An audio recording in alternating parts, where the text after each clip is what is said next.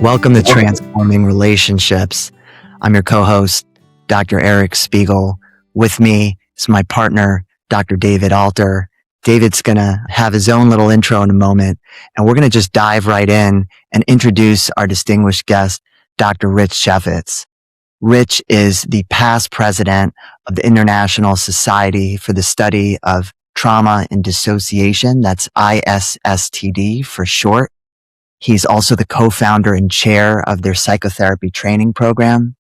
And Dr. Chefetz, amongst many accolades, is the distinguished visiting lecturer at the William Alanson White Institute of Psychiatry, Psychoanalysis, and Psychology. He's also on the faculty at the New Washington School of Psychiatry, the Institute of Contemporary Psychotherapy and Psychoanalysis, and the Washington-Baltimore Center for Psychoanalysis. And anyone who knows anything about psychoanalysis will understand that those are pretty much all of the major institutes in the Mid-Atlantic Eastern Seaboard. I'm sorry if I'm offending anyone that I've left off that list, but it's really an incredible collection of institutes that he teaches at. In 2015, he published the book Intensive Psychotherapy for Persistent Dissociative Processes, the fear of feeling real. And that is an appropriate place to turn it over to my co-host, David Alter, because I'm going to just tell you, the two of us are already feeling the fear of feeling real with Rich. But I promise you, it is going to be one rewarding process. And with that cliffhanger, I'm going to turn it over to David. Hi, David. Hello, Eric, and hello and welcome, Rich. It's such a pleasure to have you here with us today. I thought it might be helpful to our viewers and listeners to just take a quick step back. Eric and I envision transforming relationships as something that could lend itself to a podcast that we would co-host.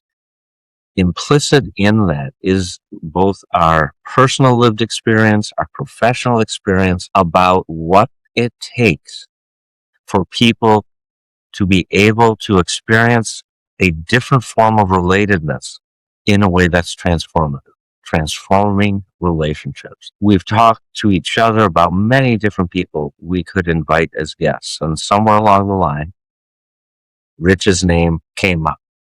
And I was both excited and intimidated because I hold Rich in great esteem, in part because of his tenacious attention to what it actually means, as Eric said, to be real, to be connected, to take the risk to be vulnerable. Okay? And I'm hoping today we can talk about that both at an individual, clinical, client, patient level and at other levels. Just a quick comment before Rich, you may want to jump into this conversation. Those of you who have been tracking us know that I live here in Minneapolis. And over the last 2 months, there has been horrific examples of what happens when true relatedness is not present. I had one client who came to my office in tears, asking herself what's going on, that when carrying out a mission, someone can reach to their side, pull out a pistol, point it at the back of a person who is on their knees, disarmed, and in a matter of 5 seconds, empty 10 bullets into their back, killing them. What is the level of disconnection, dissociation, non-relatedness that mind state, brain state, person state reflects? So that's maybe a more extreme example, but I see it all the way down to the issues that clients bring to me on a day-to-day basis.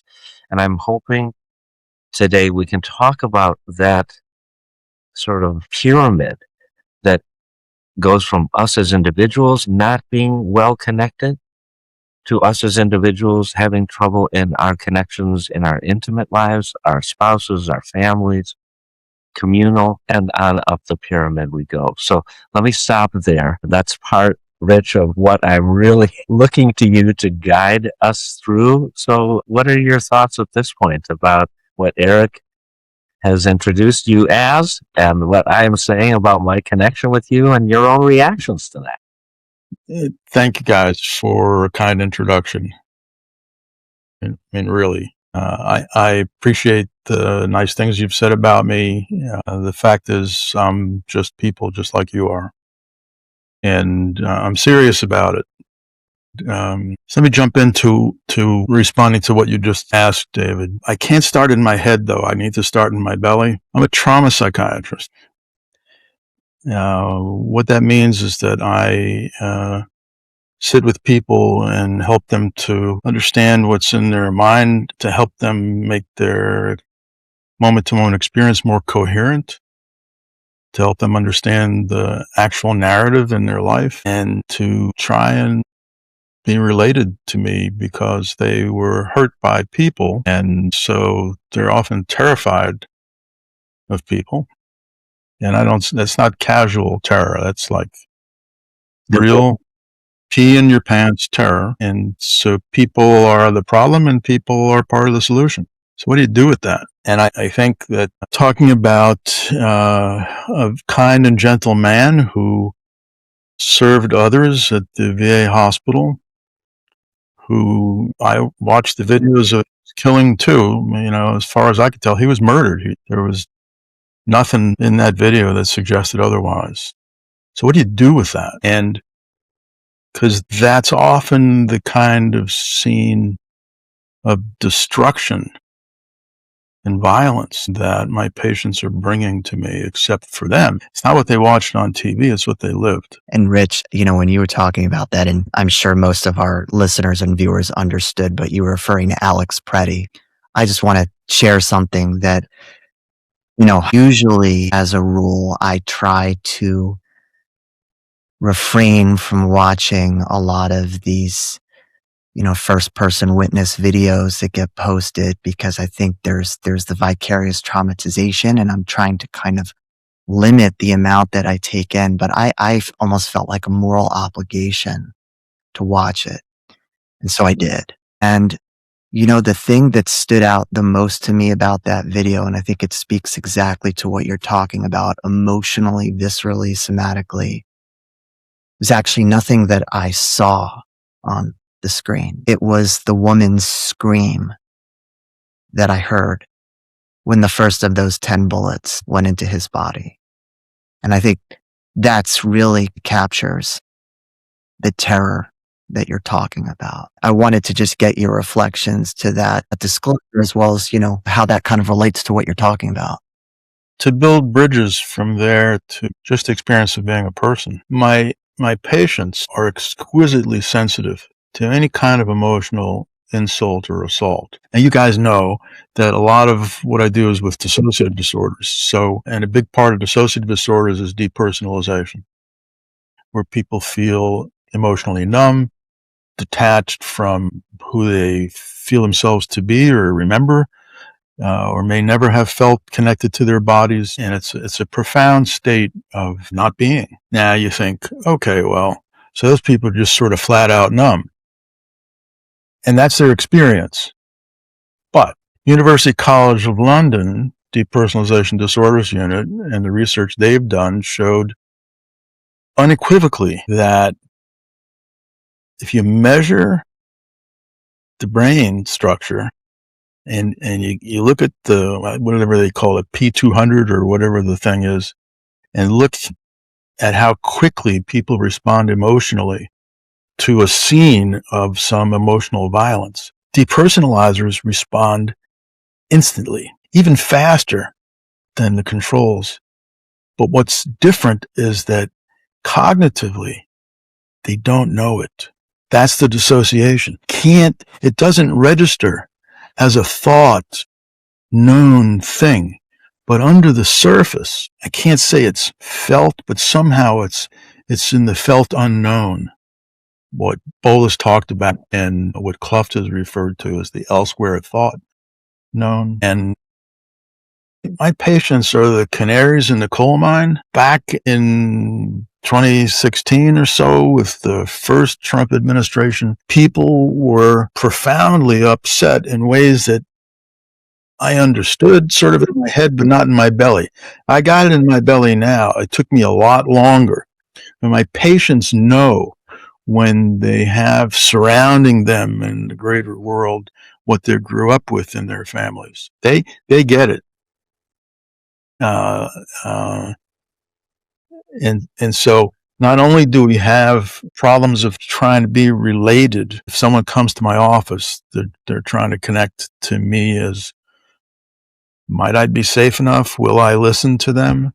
But then they're coming out of a polity where they don't feel safe. So they don't go home to safety necessarily in the greater world. Many of them don't go home to safety in their families. Some lucky few do. But then the question is, given that reality, how do you create a space where people can actually talk? I have a question on that point. Is it okay if I jump in here, or am I derailing you? I think it's got to be at least 10 years ago that I read an article with, I thought, a brilliant title called Secrets Kept from the Mind, but Not from the Body. And it was about biofeedback, right? This use of technology to pick up different physiological signals that the body is giving off that may or may not be, in fact, typically aren't, things that the person is aware of.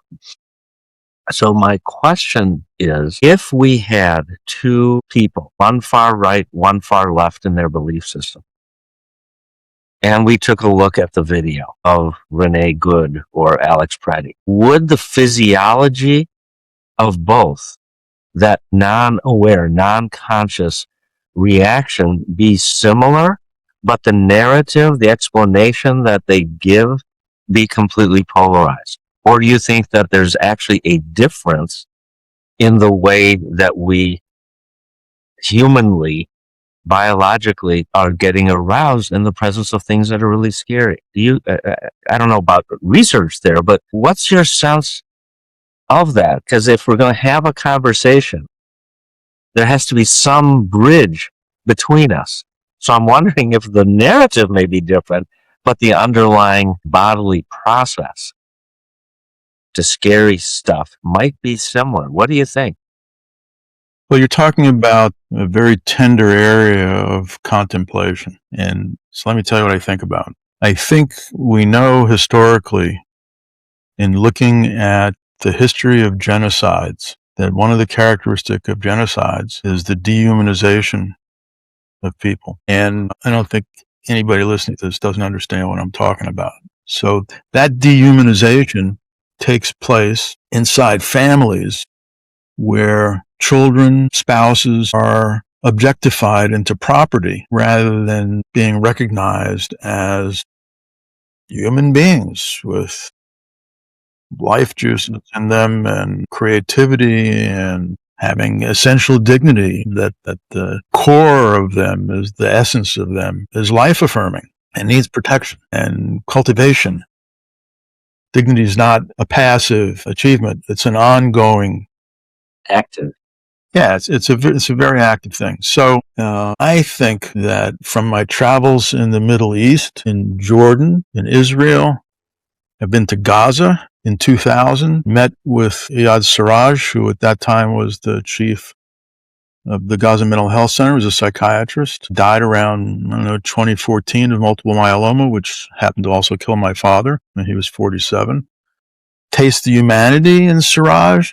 I also met the chief psychiatrist of the IDF when I was lecturing in Israel, and very close friends in Israel now, and friends in Gaza. They're kind, decent, loving human beings with families. You know the story of how Jimmy Carter negotiated peace in the former Yugoslavias? He went to this meeting with all the generals.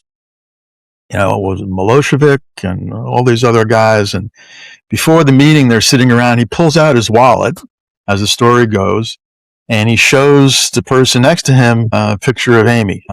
And pretty soon, all the generals and prime ministers are showing each other the pictures of their children. And he begins the meeting by saying, guys, see all these beautiful children and grandchildren? I got to tell you, if they're going to live lives, then we have to figure out how to stop shooting, because otherwise they're going to be cannon fodder. So let's get down to business and talk about it.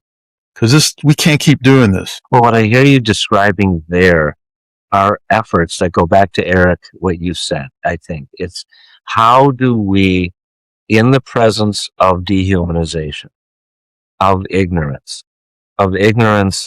fueled by fear of the other that locks us away from being vulnerable and intimate with or to the other.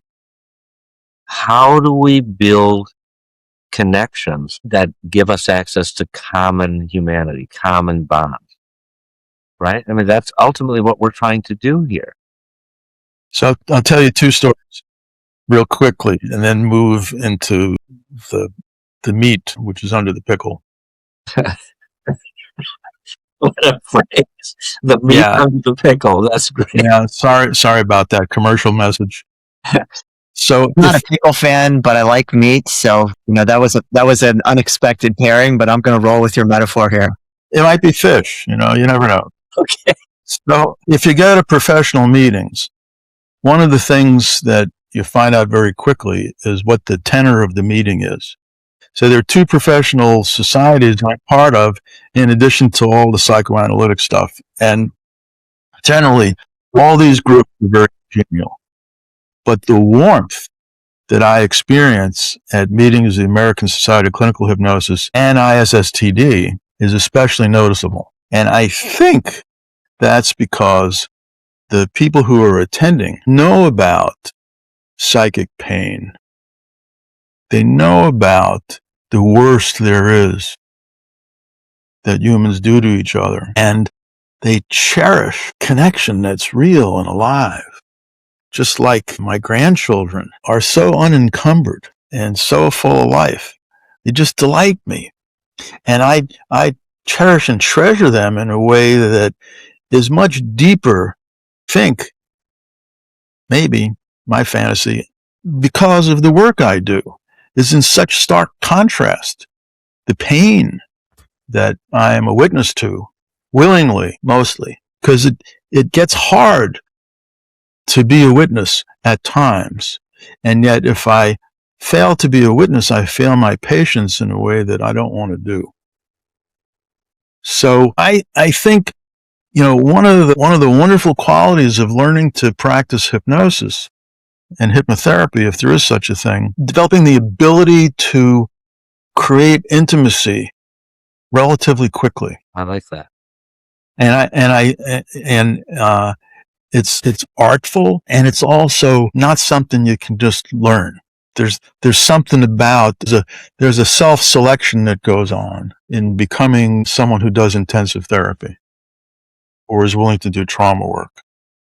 Because you got to know what it's like to hurt. I would like to summarize some things that I have heard in our conversation so far. I think that might be helpful, and then offer some thoughts and questions. So I think a key piece that I want to link is where you began, where you talked about what happens biologically and neurologically and psychologically for somebody with depersonalization and dissociative processes.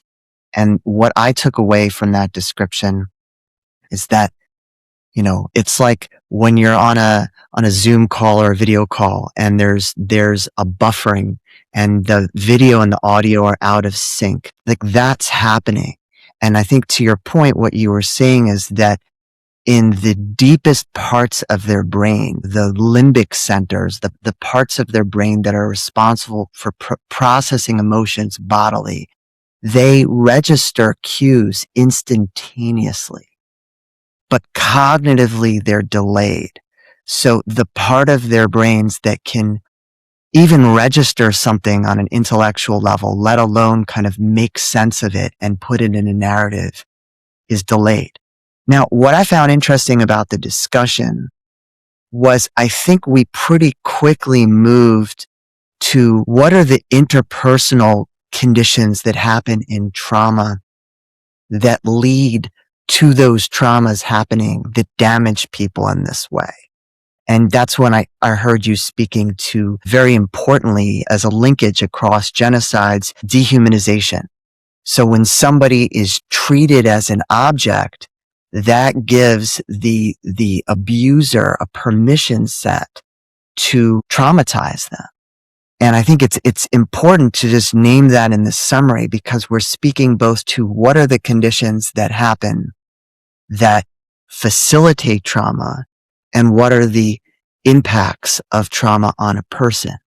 Then it seemed like we moved in our discussion to the very, very beginning seeds of how treatment begins to heal. And this is where I want to both offer us a summation and also a comment and question. So what I heard you saying, and I want to make sure I understand this correctly, is that some important ingredients in healing of trauma and therapy are really bearing witness to a person's experience, sitting with the horror and not shrinking away from it. And therapeutically, that is a process of being, that is a process of just hanging in there and verbally and non-verbally conveying the message, I see you, I feel you, I'm with you, I'm here. Right? Now, what I heard you starting to speak to, and this is the part that I wanted to kind of just clarify a bit, is I heard you saying, the colleagues that I have that are the most emotionally real, the people that just seem most prepared to do this work are the colleagues I have in ISSTD, which is a trauma society, and the colleagues I have in ASH, which is a hypnosis society. Now, you started to talk about hypnosis as a means of treatment. And I got what you were saying because I'm a fellow hypnosis provider. You were speaking, look, hypnosis lets you do work that verbally would take a lot longer. And the reason that it does that is because, not only does it allow people to reprocess trauma, right, in a vivid way that can utilize resources and promote healing, but it also builds intimacy in the therapeutic relationship. Now, the part of me that wanted to just say, hey, wait a second here. And I know you both know this and mean this, but I think this is important to clarify for our listeners and viewers, and pardon my lengthiness here, is the qualifiers of when we do and do not use hypnosis to facilitate intimacy. Because, hypnosis can dilate. Hypnosis can really, I think, allow people to experience things that can be a critical part of their healing process, but if not properly contextualized and understood and held within the boundaries of the relationship, may be incredibly, regressive and scary and not understood. So I was wondering, first thing, I want your reaction to how I just summed all that, but also your thoughts about what are the qualifiers here? How is this used in a sensitive way that speaks to everything you just named about the processes of trauma? What are your thoughts? There's a lot of responsibility resting on the clinician's shoulders and in their heart and mind. And I want to bring in the heart here because I think that one of the common factors in good psychotherapy is the conveyance in a nonverbal way of the clinician's capacity for kindness and tenderness, to not be afraid of that. Because I think clinicians fear intimacy just like patients fear intimacy. So that's backdrop. What hypnosis does in allowing a clinician to sort of cut to the chase, if you will, and to do work that might take a lot longer to do just in general conversation, although some Ericksonians might object to that idea. While I think Martin Orrin got some things wrong, just like Freud got some things wrong, he also was able, I think, to get some things right. In a 1959 article on the essences of hypnosis, he said, absorption, translogic, post-hypnotic suggestion. Those are the three qualities. So now translogic allows certain things to happen inside the patient if the hypnotist is wise to it. And that is that the problem in traumatic experience where narrative is lost because neurobiologically, theoretically now, when the amygdala is overwhelmed as a sentinel for danger and fear, and it lights up Broca's area in the left brain that is responsible for verbal expression, lights down. It goes off the air. So if you scare somebody at a surprise party, flip on the lights and everybody yells, "Surprise!" and you scare the bezoozes out of someone, they're speechless. That's their Broca's area, unable to manage. But in trauma, that happens too. So not only is there an absence of narrative that accompanied the experience, but the experience is encoded, theoretically, in the non-linguistic zones. Van der Kolk's Body Keeps the Score. Other people have talked about it, but not technically from a psychoanalytic frame. This is the problem of the inability to move from the sub-symbolic, from the body-bound, to the symbolic linguistic. And a lot of what we do as clinicians, we help create new narrative that holds what was formerly only in the body and allows for transformation inside the relationship that occurred through the process, the back and forth, witnessing and speaking and so on and so forth. Because verbal expression is an action. It's not the same as written language. To speak is to act. And so it allows transformation to speak. I can write a paper and not have any tears about what I describe, and then go read the paper at a meeting and get stuck, choked up. There's a particular paper I've given a half dozen times. Every time I give it, I choke up. I know it's coming.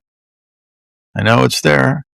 It's because there's so much feeling involved. So it's this process of the sub-symbolic that, in moving to the symbolic, that hypnosis is all about. We use translogical kinds of devices to help people move from the sub-symbolic to the symbolic.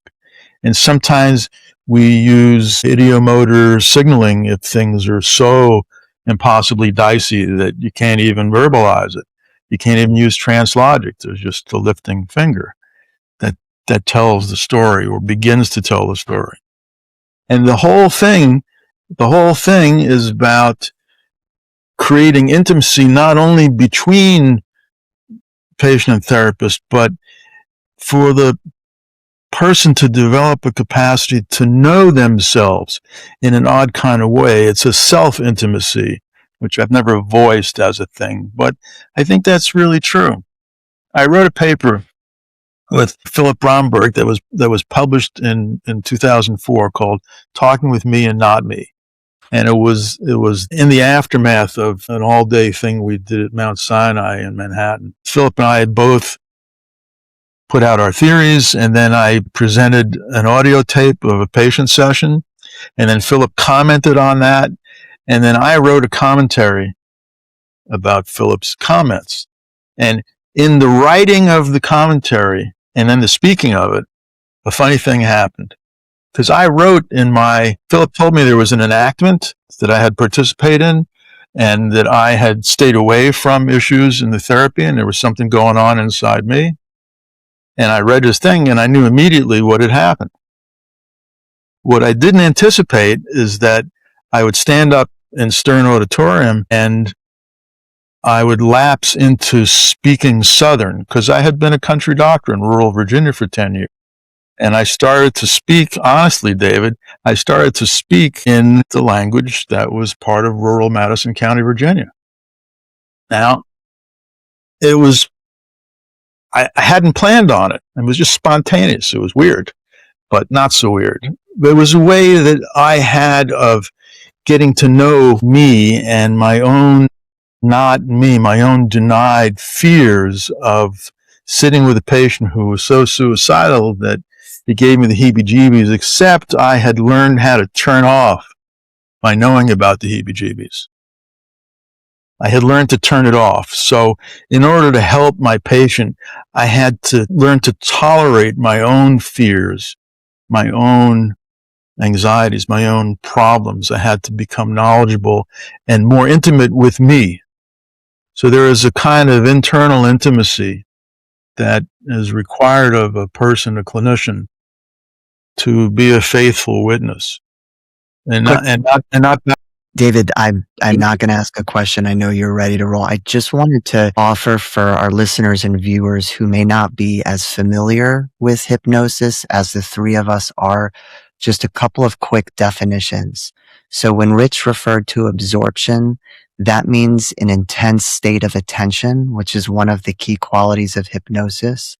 When Rich referred to trance logic, this is the experience that people have when they're hypnotized of hearing something, language, or imagining something that in a waking state would not really make any sense or would seem silly, but just inherently makes sense in trance. So sometimes that's like a double entendre, two words that have two meanings. There are all kinds of little hypnotic devices. What trance logic does is it ratifies the trance experience. It makes somebody say, there's something significant that's happening here and it's helpful. And then the last, a term that you used, Rich, that I just wanted to define for people was ideomotor signaling. So ideomotor signaling is a type of communication in hypnosis that happens non-verbally. It often involves finger raises that can be used to answer closed questions like yes, no, I don't know. And people, when they're in a trance, their fingers will lift almost in a kind of like herky-jerky motoric way that signals that there's a hypnotic trance happening. And it's a really helpful way when you're communicating with someone of bypassing conscious processes and just kind of getting to that automatic gut felt sense. So if the two of you disagree with those definitions, please say so. I just wanted to name that for our listeners and viewers who may not have the familiarity with trance. David, please go ahead with your question. Just make sure we didn't lose that. An observation and a sharing of an experience leading up to a question. Okay. Rich, you may not have intended this, but you've accomplished something significant for me already. Okay. And that is this idea of bearing witness. The phrase bearing witness, as I was thinking about it, it's I'm standing over here bearing witness to you over there. Right? And what I'm hearing, there you're acknowledging with your nonverbal head movement, that's not what we're talking about. Okay? It is a merging, it's a connecting, it's a deep entering into what Eric, you have so often talked about as empathic attunement, right? It's a deep level of connection. And what is new for me, or I hadn't really thought about it before, is how powerful it is at a nonverbal level. The example that came to my mind is this. In the Jewish tradition, when a person has died and you go to that family's home for what they call Shiva, a word for seven, that you sit with them for 7 days. The impulse many people have is to go up to the mourner. I'm so sorry. I'm sorry about your loss. I knew so-and-so so well. Let me tell you a story about so-and-so. That's not the tradition. The tradition is to walk in silently, non-verbally, to give an acknowledgement. I am here. I see you. I'm with you, without words. And in that level, I think we drop below the narrative that limits us into the shared experience. And that's where, beneath the waves, the power of transformation lives. So as I've been listening to you and we've been sharing together, it really emphasizes for me more sophisticated appreciation of what it means to be present with, to bear witness with, as an ingredient in what helps us to change as individuals and in different forms of intimate relationship. So just sharing with you that sense of what I'm taking from you, from a healing perspective, a therapeutic perspective. Any thoughts you have, Rich, about what I'm sharing with you? You're right on. You're right on it, David. And I like small words. I don't like technical language a lot. I mean, I know how to use it, but so being with is a big deal. Being present is a big deal. It's part of the offering of space in which someone can be present with you without requirements that go beyond just physically or electronically on Zoom being present. It's one of the reasons I really don't like Zoom, because so much is lost when physical presence is missing. But that's a whole other hour or day conversation. Yeah. But so the thing is, I started off talking about creation of intimacy as for actually being related. And so what is that? I talked about tenderness and kindness, but I'd also include a knowing about and a living of mutual vulnerability and being honest. You know, like if someone says to you, a patient says, "What are you thinking? What are you thinking now?" And I'm thinking of a particular person who does that. I have found that it's really important for me to respond with what I'm thinking, because they know already, or they need to know because they feel otherwise so threatened in their vulnerability that for me to not respond, to do what I was taught as a student and respond with, "Well, why are you asking that right now?" So that's like nowhere. That's hiding.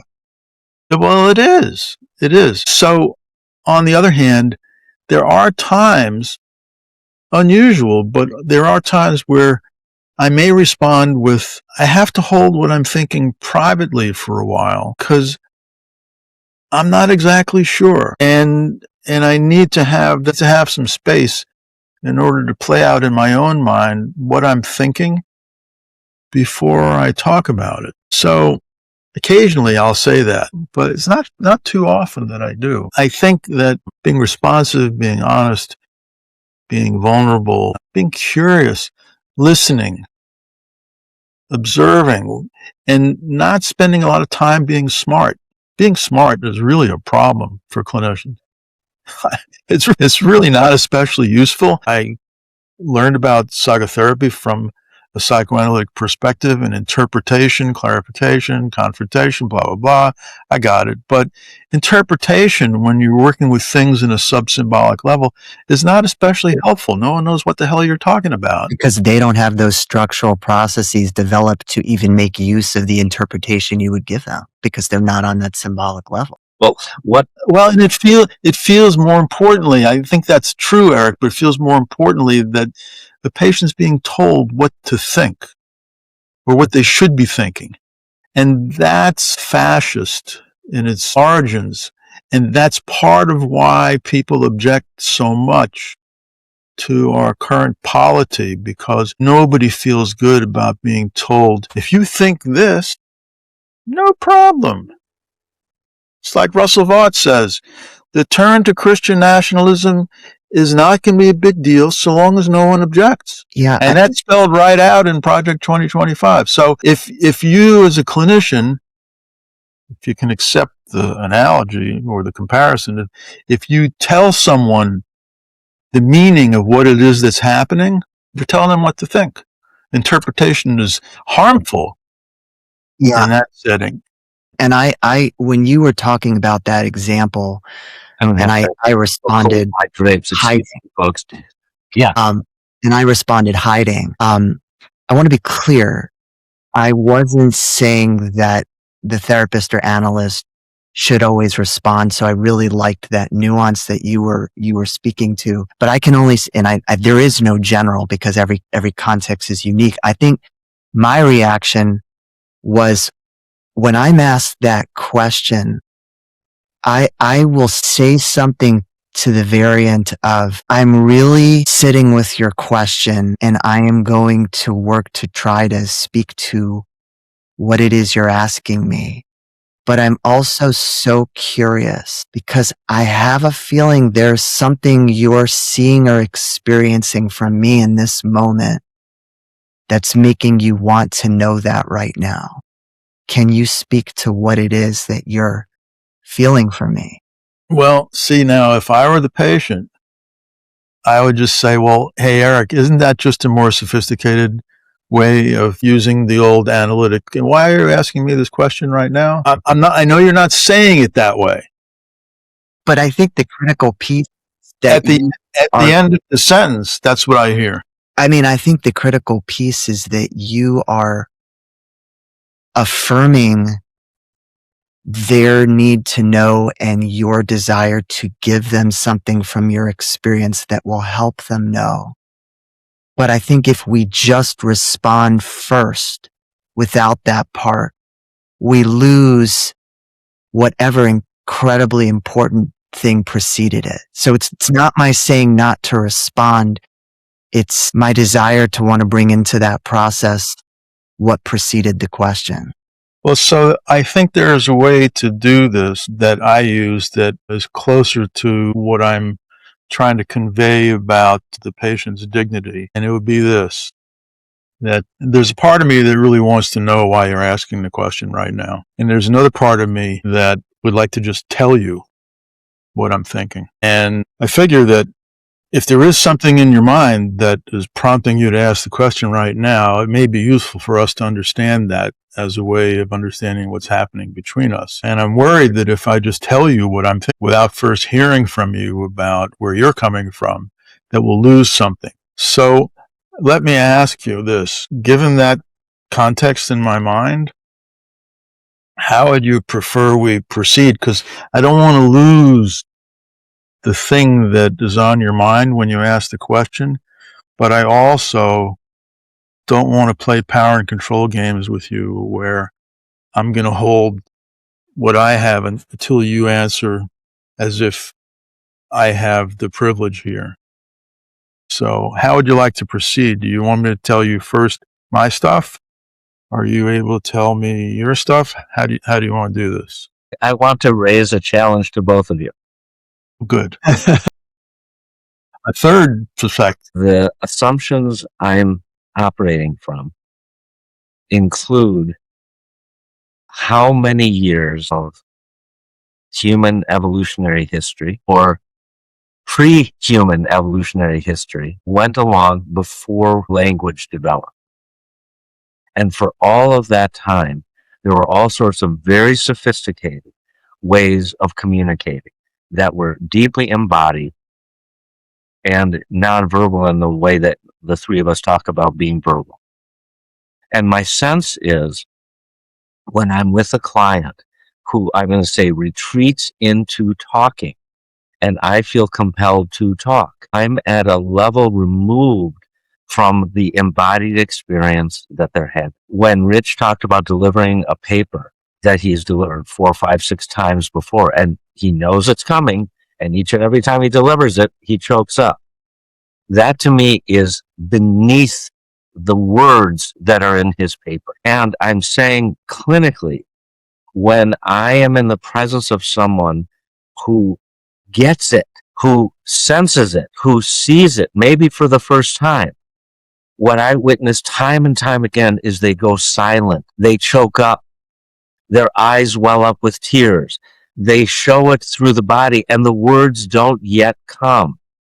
And that can be a very positive moment of transformation. And so I really try not to get into the talk. Although those who know me would say, David, you ever show hesitation about talking? So there's that in me. But literally, if I'm being honest and vulnerable with the two of you, when I'm at my best, I shut my mouth and I try to let myself stay with the feelings that are welling up in me, the feelings that I observe welling up in them. Hold that space enough that we can start to attach words to it, hopefully in a way that changes the narrative they've lived, sometimes for decades. So I wanted to say, folks, wait a minute. What's happening beneath the words? Well, it's like it's all of the above, right? Because, I think the embodied piece that you were talking about, David, I can think of so many times in sessions where I have some lofty idea I'm excited about, And then all of a sudden, mid sentence, I look at them and I can just see some kind of emotional embodied experience. And it's like, whoop, shut up, Eric. And I'll literally stop myself mid sentence and say, what's happening here? But the part I loved about what you were speaking to, Rich, which I really took as modeling, was in modeling your process, you were speaking to the relationships between your parts, between your self states. And I think our patients need those kind of modeling to be curious about, their internal relationships. So I loved that too. So it feels a little bit like all of the above. Right. And that modeling I learned from Philip Bromberg, who was a good friend, and we had many years of Sunday afternoon conversations to the consternation of our wives, who wondered what in the world we were doing talking for 2 hours at a time. But the thing is, and the best of Philip was what I witnessed when I accompanied him to a meeting of the American Psychological and the IARPP, and that was the way he greeted people, the way he welcomed people, the way he acknowledged and saw people nonverbally with big, wide open arms. Eric, David, wow! And it was honest. So I think that opening a space and being present without being demanding and being honest and thoughtful and curious allows for intimacy, observing without rushing to conclusions. Saying simply is sometimes a big deal, or something just happened, or what was that? Right. So, and let me show you a secret. You ready? Yes. Now, I do that because I learned from Corey Hammond years ago about the use of voice, and I know how powerful that is. So I use that in psychoanalytic psychotherapy, not just hypnosis. And it's the prosody of speech. It's the tenderness and voice tones. It's the way I try to speak and struggle and finally speak. All conveys my interest / excitement, as Sullivan Tompkins taught us, right? Because Tompkins' interest, excitement as an affect is basically ignored. No one talks about it. But it is a BFD. It's a really big deal. And when you convey interest, when it happens, it enlivens. It's like adding juice. I love your language, Eric, of secret sauce, because that's what we're talking about. What's the secret sauce? Well, it's the honest interest. It's the excitement. It's the earnest. Yeah, well, but without being earnest. Isn't there a play, The Problem with Being Earnest? Or I remember something about, anyhow, earnestness, it's a red flag for me. When I experience someone being really earnest, I back up. It's like, well, wait a second. Why is there so much investment here in my personal thing? So just to play devil's advocate here, because I'm really curious about this. What is the difference between the earnestness you just described there and how you described Philip? Was it Philip, your colleague who was with wide open arms? What would be the difference for you there? That seems pretty darn sincere to me. Yeah, you could feel the delight. So what the two of you are discussing here is how I'm taking it, that I think is important for our audience. The three of us are engaged in conversations about intimacy, relatedness, vulnerability as ingredients in transformative processes, whether we're talking about within the individual, within a couple, or at whatever level we're discussing. Where the conversation is taking me is to a developmental framework. And I think about the still face experiments, right? Where you have a child who's give or take a year, not verbal in the sense of having language yet. The mother able to speak, but that whole interaction does not really use words. It uses sound and it uses the body. So the experiment for the audience is a mother is being filmed sitting across from her infant, and she's leaning in, and the baby language, oh, so wonderful, sweetie, it's delightful, and the body is moving in a Phil Brombergian kind of way. Then she turns and comes back, no response. And that infant, in seconds, picks up the change in the vulnerability, the presence, the witnessing, the relationship, and begins to show signs of distress that result in this screech that every parent knows when the child is really unhappy. What happened to you? And at that moment, the mother breaks the silent face, the still face, re-engages, and the child, who moments earlier had literally lost body tone, muscular control, reanimates his or her body and re-engages with the mother. So what is that? How does it connect to our conversation? It seems we're saying, at whatever level of transformative power we're modeling and trying to teach, when we're able to stay present to, bear witness to, be with, in ways that are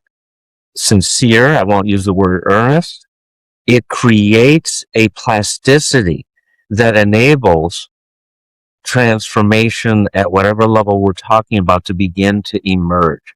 It's right there. When you have secure attachment, when you have a deep sense of safety, when you are not alone, happens. A different kind of secret sauce. So it seems as if a distillation of what we've said so far entails that, and we see it as young as a year or maybe even earlier, year of age. I gotta just share a quick anecdote. I'm sorry to interject. I show that video and variants of it. There's actually videos they do with fathers too. At the training workshops I do on attachment-focused therapy and attachment-focused hypnosis. You know what is so interesting? Watching the nonverbal reactions of the professional participants. So all the participants are trained therapists. And in many cases, they've seen these videos multiple times. They know intellectually what's going to happen. And still, their nonverbals, they get upset. They get dysregulated watching that shift. And then you see them, it's like, when the kind of full, right. Yeah. I just thought that was important to share because this really impacts us biologically, even when we know what's going to happen. Beneath the intellect. See, but the thing is, Eric, what you may not appreciate is that it's you who's showing the video. And when you show the video, you have moved people into a zone of connectingness. And then they watch Ed Tronick coach this parent and this fantastic little lady who was in her car seat, losing her shit when mom pulls the emotional plug. And it's important to say that children who have avoidant parents, emotionally dismissive parents, or disorganized, disoriented parents who don't just move from frightening to frightened and back and forth to confuse the child. But the third criterion for disorganized is that the infant child who's the subject is born within 2 years of a severe loss that the mother experiences. So the mother is absent. And it's not 30 seconds of flat unresponsiveness. It's hours and days and months. It's what Kristeva called abjection, being bereft of any kind of contact. So that's what our patients bring to us, is the bereft. And then there's the problem, violence of parental figures who ought to be the trustworthy, but end up being perpetrators of pain and other kinds of abuse. So how do you create intimacy in an interaction? How do you set the stage for transforming relatedness from this. You gotta be fucking kidding me. Related? You want me to be in the room with you? You're out of your mind. To a place where there's mutual vulnerability and a capacity to connect. A patient wrote to me overnight after she heard an interaction in a session in the transference. She wrote to me overnight saying, really, I think the issue is that I just need to know that I matter to you, that you're not going to walk away. And we've been working together for 5 years. Yeah. Twice a week. And I love working with her. She's so smart, so capable. She's also been deeply hurt, deeply wounded. And I want to go back 40 minutes to the word damage. I want to say, okay, and it might be more useful to talk about adaptation that gets stuck, adaptive mechanisms that in the long run are self-defeating as opposed to damage. Is there damage? Sure, okay, however you define that. But I think words make a difference. And so I don't feel critical of the idea that you were putting forward, but I'd like to offer that when we use words like damage as opposed to traumatic adaptation or creative adaptation or self-protection versus defensive, defensive, not so useful. Self-protection, sure, anybody would be smart to protect themselves. So I would offer that attending to language creates a relative non-shaming environment. And especially because we talk about shame a lot, we don't talk so much about humiliation. I think in part because humiliation, which is part of our political scene right now, the humiliator in chief living in the White House, in my opinion, humiliation holds the target as defective, unworthy, unredeemable, which is a step further than the sense of worthlessness that people feel when they're shamed or feeling not lovable. So the adding descriptions of humiliation experience alongside shame, because they're close cousins, may be very important because it holds the nuance, just like the difference between abjection, Kristeva's term, being really bereft of stimulation, acknowledgement, anything, adds some flesh to the notion of neglect.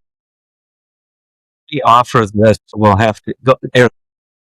Well, I was just going to share some reactions. And I think, when prior to our recording this interview, we were talking about I think you were challenging us in a really good way to be real. And one of the things I was really struck by was, I'm doing a lot less asking of questions than I typically do and a lot more sharing of experience. And I think two pieces of experience that I wanted to share in response to what you were just saying there, Rich, was the first was, when you were talking about the experience of a mother who has, and I went to this assumption, you may not have even, when you said loss, it could have been any kind of loss, but where I went to is a mother who's lost a baby 2 years before having another baby. And I felt myself getting really emotional because I've done a lot of work with this. I've sat with this experience. And first thing, it's heartbreaking on behalf of that baby because it's such an unintentional kind of shifting of attention. There are all these kind of cues that are happening in a mother-infant interaction. And of course, it's like PTSD. It just reminds a mother who has lost a baby, whether in utero or in a stillbirth, or even later, of everything that is absent, that's the ghost. And so I think, I felt myself getting really emotional because I just felt so much empathy, both for the baby and for the mother, and just, just this sense of all these moments that are just kind of happening. And it just feels like it's going so fast, and yet we're just trying to kind of like hold close and give them the ability to kind of notice when it happens. But I was really emotionally going to the experience of like bearing witness to that in therapy. And the second piece that I wanted to react to when you were talking about humiliation, and I know you were talking about this in regards to some of the political events of this administration, but I was also just thinking about this more generally, and language is so important. Where I went to was disgust. And there is nothing more painful than to be on the receiving end of someone's disgust. And psychologically, I understand why the person who displays disgust needs to do it. They need to dehumanize. They need to create distance to say and do what horrible thing they're going to do. And we could have a whole show about why they need to do that. But I was really, again, kind of just feeling, my God, to be on the receiving end, that is so much worse than shame. Right. And I need to say a couple of things, and then we should probably bring this to a conclusion. Disgust, loathing, contempt, dismell, one of Tompkins' words, all considered for me in the shame spectrum of experience, just to say that. And that dismell, where you hold someone as a stinker, is elevated emotional tension beyond disgust, where you need to spit it out. It's right in your belly, in your mouth. You're going to spit it out. But for the person who stinks, they're so awful that you can smell them from 100 feet away. These are all different levels, and it's not just that we experience these things toward each other, but it's the self-disgust, the self-loathing. The multiple self-state theory can better account for this than any other theory that I have. These are the things that come into the consultation room, sitting alongside the wish to figure out how in the world I'm going to have a relationship here when people terrify me. So I have an obligation I have to attend to in my home, and a promise I don't want to break. This has been kind of wild. This discussion has been great. Absolutely. You're going to have to come back so we can continue at another time. Do we have 1 minute? Okay. So I've been wrestling with how I could translate to someone who didn't watch the episode, wasn't here, what we talked about. And my distillation is this: 3 words that I learned from a friend of mine I used to teach with. All of us need to know that we exist, we matter, and our mattering makes sense. Now, how we translate that into hugs, words, explanations, so at whatever level we're talking about today, within the individual or all the way up to national conversations, we need to repair our ability to say, you exist, you're here. Your being here matters. And you know what? I may not agree, but it makes sense. Exist, matter, and make sense. So on that distillation, and we can talk further some other time about whether you guys are on board with that, but that's my takeaway. And I want to thank you, Rich, for your presence, your being with me, allowing me to be with you. It's been very, very healing. And Eric, I always enjoy being with you, so that's not a surprise to me. So just a reference for people interested in the difference between being with and doing with. There's an article you can look up in Google Scholar by Lewis B. Hill on being versus doing. Yes, great. Thank you.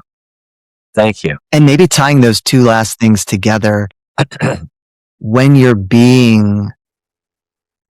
being mode versus doing mode, you're much more likely to tap into a sense of existing, mattering, and making sense. And I think that's something that's really important to name, because I think a lot of people, they're do. No, wait. Let's Doing is really in the end a lot of do. Well, one slight modification of the making sense, that's a little bit more upbeat than I think the problem that many people with trauma histories come to us experiencing, and that is becoming coherent in their own mind.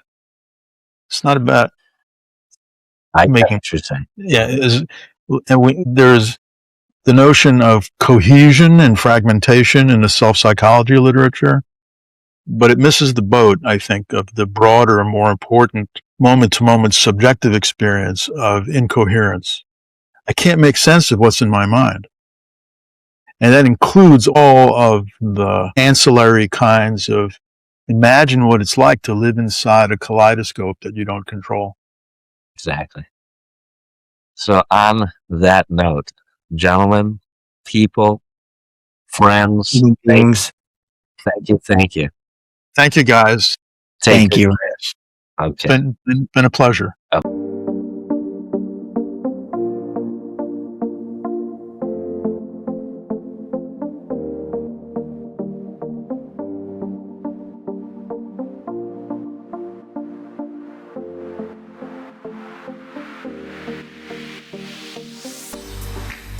That was just mind-blowing. I don't think there's a way, word coherent, we can coherently distill the interview we just had with Rich Chefitz in 5 minutes, but we're going to try. I just want to first say to you, David, that last piece you said about you exist, you matter, you make sense. I could really see that being very profound for people listening and watching. That could really be something that they take away. So thank you for that gem. And I'm also really glad that Rich added, and I don't know where you would see this falling in those three. I would see it falling after you exist. You exist. You are coherent. You matter. You make sense. But just wanted to name that. That felt very profound. Well, I'm keeping in mind a few different things. One is I'm so glad you suggested that we reach out to him. He brings so much to the table. I don't know him well, but there were multiple times during our hour plus together where I had a visceral sense of being safe, of feeling like I'm in good hands. He's not my therapist, right? He's not my father. But there is that sort of embracing safety, that I'm in a safe place that he conveys. And I thought that was essential to what I think you and I are trying to convey to people, that forms of relationship have this capacity to be so positively transformative. And I had a sense of that this hour. Yeah, and I'm really glad you're speaking to that, because the funny thing is what happened right before we started recording, which ironically we didn't actually, and I'm thinking of what he said with being versus doing, that we didn't actually do. And I hope Rich will be okay with my sharing this. I'm sure he will. Mm-hmm. But he actually challenged us. We thought we were, we could also speak to our process of getting to this point, which was very interesting. But, we reached out to Rich, and we have a process with our guests that often happens over emails, where we talk about our show and we exchange ideas and we prepare them. It's very thorough. And Rich was really like, no, I want to meet with you face to face. I want to have a conversation. That conversation was an hour. And I think we both thought, okay, that was really good. We're there. And then he said, let's have another conversation. We had another conversation. And then right before we're about to record, he says, hey, let's speak to our process of getting to this place, because it speaks to the theme of what this show was. And although we didn't actually end up referencing it, although we're doing it now, what I realized belatedly, because I think, as it was happening, I was a little annoyed. I'm like, come on, let's get there. But, he was really challenging us, as he was challenging us during the show, to create a co-constructed environment that was both safe for him and safe for us, and known, right? Where he could feel like, you both know me and I know you. And look at what that created. I mean, that was really powerful in terms of the show that we made together. So I'm reverberating, I'll use that word, with a takeaway from this. I'm trying to imagine in practical terms, how would what we talked about today show up in my day-to-day life? So first of all, the ability to have the different parts of an individual. We didn't ask a question, Rich, what does a self really mean? What is a self? And we would have found it is not one thing. It's not unitary. It's many, many different elements that are in constant changing relationship to one another. But I could imagine, what would I do with my clients to help them have an internal sense of what you call coherence, a coming together in a way that makes sense. For couples, where they are so quick to hear what reinforces their negative narrative about the other, how do we create a space within which that acknowledgement of the other, that being with the other, could lead to a reduction in how tightly they grip the negative self and the other narratives? I could imagine news conferences in DC where whichever administration figure is leading the conference, or the reporters, journalists who are attending, what if the nature of the questions were different and based on this kind of honoring of the other, this curiosity, this non-judgment? What would that invite in return? Would it avoid humiliation, disgust, etc.? Would it be a reparative step? The last one, obviously, I don't know. It's hard to believe that would actually happen, but the point is, I was left feeling very optimistic about possibilities that could be healing and repairing. Yeah. And, I'm thinking back to a moment in our interview with Renee DiResta where she was describing in almost like an accidental way, running into some of the people who absolutely mentored her online and seeing them at a conference, and them just sort of offhandedly remarking, hey, you're not how I thought you were. Yeah. Talking to you. And so can you imagine, right, if people in politics and governance had that kind of curiosity and intentionality? And I think part of what made this process so special today was the fact that there really was that intentionality, that desire to want to know each other and relate deeply. And sometimes in therapy, that's something that has to be taught through experience, because people don't know how to be that way with themselves. Yeah. Well, on an optimistic note about human relationships, I often hear, I do a fair amount of work with couples who have been together for years or decades. They act as though they know everything there is to know about the other. And so they lose curiosity. Been there, done that. I know what he's going to do. I know what she's going to do. And I have to say that one of the things that I take delight in is when I help people discover, no, you don't. There's much more to learn. There's much more to discover when you bring an attitude of curiosity, because it allows both of you to reveal to yourselves and to each other more of yourself. And there's no end to that, right? So there's a certain core quality of this conversation that put me in that space. Yeah. Yeah. It's the special sauce. Yeah. The special sauce. The special sauce of curiosity. Exactly. There you go. And there's nothing to it like being surprised as it unfolds. Like, you might intellectually say, oh, it's good to be curious. Then you get an interaction like this, and oh, what is this? This was not what I was totally expecting. And are you going to, go into that, or are you going to pull back? And hopefully we've demonstrated for our listeners and viewers what happens when you go into it. Well, I hope so. We'll get this episode edited up and out to all of you sooner rather than later. Thank you all again for tuning in to Transforming Relationships podcast. Right, Eric? Right. We'll see you next time.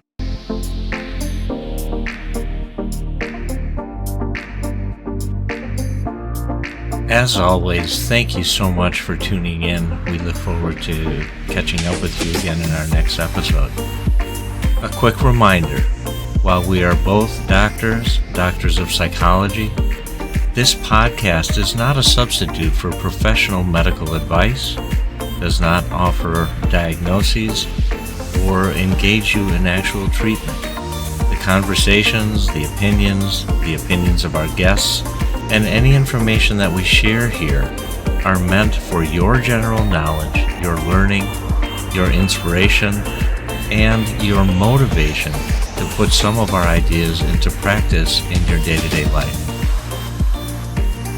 Remember that everybody's body and everybody's personal health journey is different, so what works for one person may not be right for the next or for you.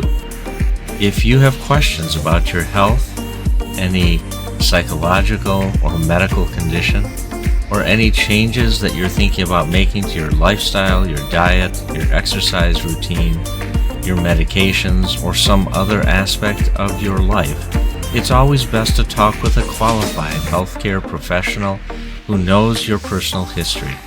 Never ignore or delay professional advice because of something you heard here with us. We want you to enjoy the show and to walk away with useful insights, but ultimately, you are responsible for your own health decisions. Please use your best judgment, stay curious, and always listen to your body. Take care, be well,